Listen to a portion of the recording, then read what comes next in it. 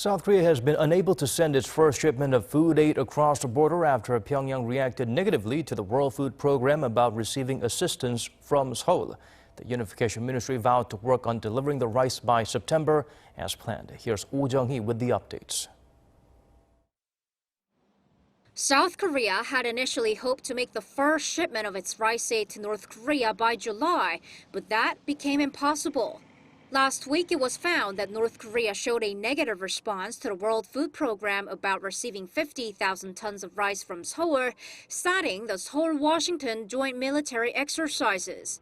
As that view was only expressed at a working-level meeting, not delivered via an official channel, the WFP has been trying to get the North Korean government's official stance. And on Tuesday, Seoul's Unification Ministry told reporters that discussions are ongoing between Pyeongyang and the WFP, but there's been no clarification from the North on whether it wants to receive rice from Seoul. There have been negotiations between the WFP and the U.S. on the exemptions that will be needed in terms of sanctions, and the WFP had started accepting bids from companies to carry out the delivery. But the Unification Ministry says there's currently no progress being made on these fronts because the WFP needs a confirmation from the North to determine the ship's route and sanctions to be waived.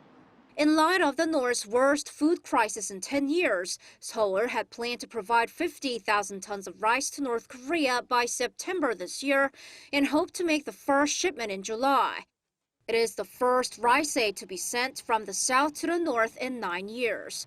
Seoul's Unification Ministry says though it wasn't able to send the first shipment in July, it'll still aim to deliver 50,000 tons of rice by September and hopes the discussions between the North and the WFP go smoothly.